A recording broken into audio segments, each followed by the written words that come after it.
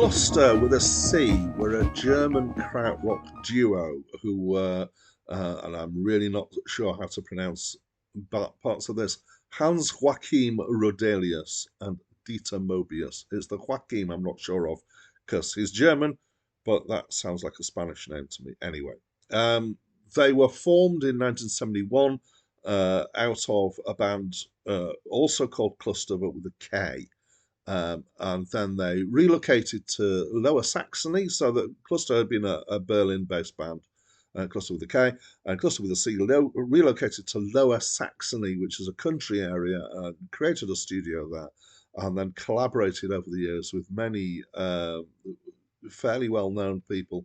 The names I've got here are Connie Plank, who was very active in the krautrock world, Brian Eno, who's been very active in all sorts of worlds, started musical life in Roxy Music, I believe, and Michael Rother, who is another German guy with whom they also formed a trio called Harmonia, who did some different stuff, and Michael Rother's been all over the krautrock world as well.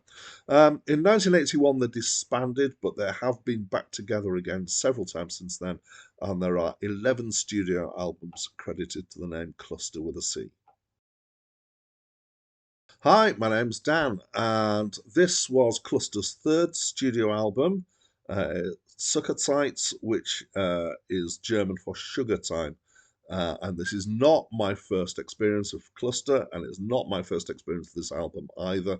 I have a reasonable backing in some of this krautrock stuff. I've listened to a fair amount over the last 15 years or so occasionally.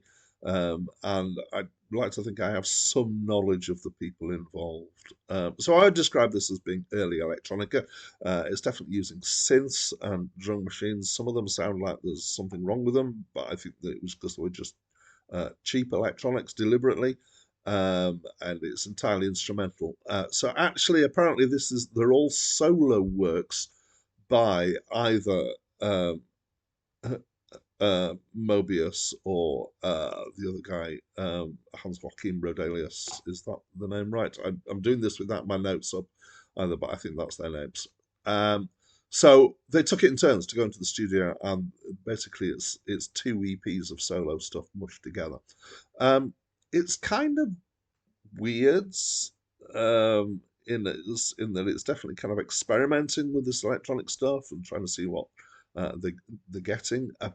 Apparently, this is a particularly commercial aimed stuff from them, which is why they've got shorter tracks and more of them on this than some of their other albums. Um, uh, I'm not sure I'd still say it was commercial though. I'd say often it's quite clumsy. I suspect that they weren't using any sequencing. So normally what happens with electronic music is that you've got these electronically created sounds, but actually a lot of what's been done isn't necessarily live playing to tape, but it's actually using more machines to trigger the sounds being made. And this is what often gives it that kind of quite mechanical feel, very kind of strictly on time, because it's being played by a machine as well as being sounded out on a machine effectively. Um, so I think that they haven't done that. I presume, I mean, the drum machines do because they kind of sit the rhythms, but most of the rest of the playing, sometimes it's out of time and it kind of feels a bit off. And then there's kind of odd noises coming in and out of tune stuff, and it's kind of a general mixture of all sorts of stuff going on. Um, I found it bizarrely endearing. So especially as background music, it's certainly not out of my comfort zone. As I said, I'm quite familiar with krautrock and stuff.